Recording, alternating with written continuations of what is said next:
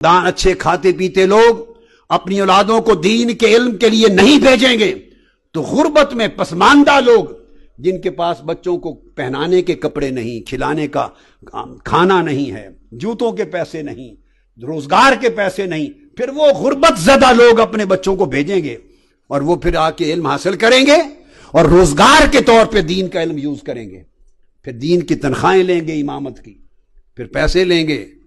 تو دین سارا غریبی میں سیکھا اور غریبی میں تنخواہوں کے ساتھ آگے سنایا۔ اس تبلیغ میں کس برکت کی آپ توقع کرتے ہیں؟ کیا توقع کرتے ہیں کہ ایسی تبلیغ سے کتنا انقلاب آ جائے، آپ کے اندر کتنی تبدیلی آ جائے؟ پھر آخرت کے نام پر دنیا کمائی جائے گئی اور کیا ہوگا؟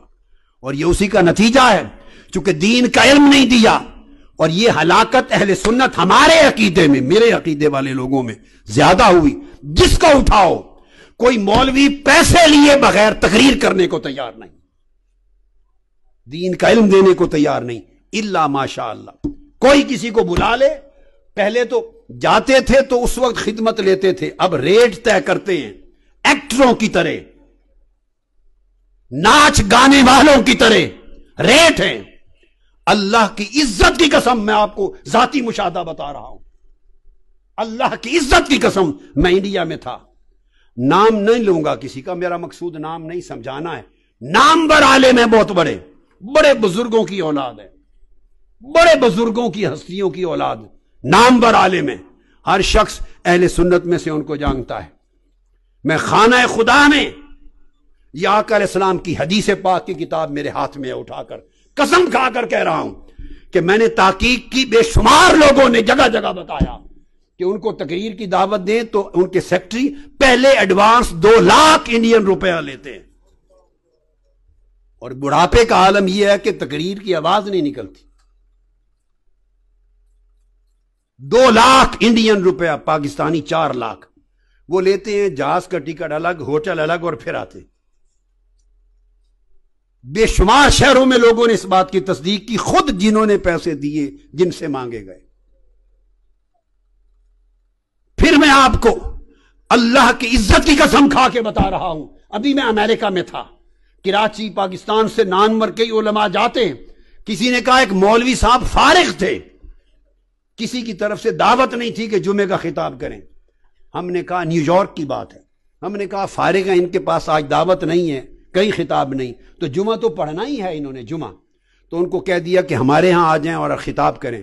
انہوں نے کہا میں $1000 لیتا ہوں خطاب جمعہ کا۔ انا للہ و انا الیہ راجعون۔ کیا فائدہ اس عمل کے ساتھ؟ پگڑے رکھے ہوئے ہیں تمہارے سروں پر، امامے باندھے ہوئے ہیں، گلے میں پٹے ڈالتے ہو، عربی جبے پہنتے ہو، حضور کی سنت اور دین کا نام لیتے ہو، علماء کہلاتے ہو، شرم نہیں آتی تمہیں کہ ٹکے ٹکے کے ساتھ خطبہ جمعہ بیچتے ہو، دین کی تقریریں بیچتے ہو؟ پھر اگر تمہارا اور ہمارا میں اب یوں کہ اگر ہمارا عمل دین کے نام لینے والوں کا یہ ہوگا تو پھر لوگ تمہیں بلائیں گے یا کنجروں کو بلائیں گے، گانے والیوں کو بلائیں گے؟ فرق کیا رہ گیا؟ اس نے گانا سنا کے پہلے پیسے ریٹ طے کیے، تم نے قال اللہ و قال رسول قرآن اور سنت سنانا تھا، پہلے ریٹ طے کر رہے ہو بیٹھ کر۔ کیا دین رہ گیا؟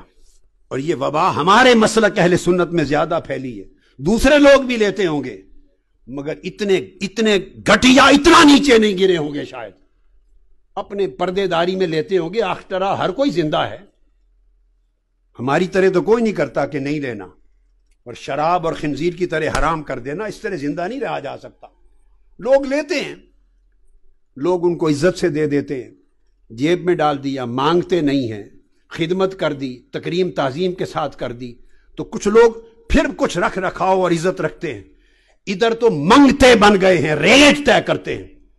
یہ علماء کا الا ماشاءاللہ یہ عالم، اور اب نعت خانوں کی یہ ہے کہ 4 لاکھ، جتنا بڑا نعت خان ہے پہلے ریٹ مانگتا ہے، اور پھر نعتیں سنا کے عشق مصطفیٰ کی بات کرتے ہو۔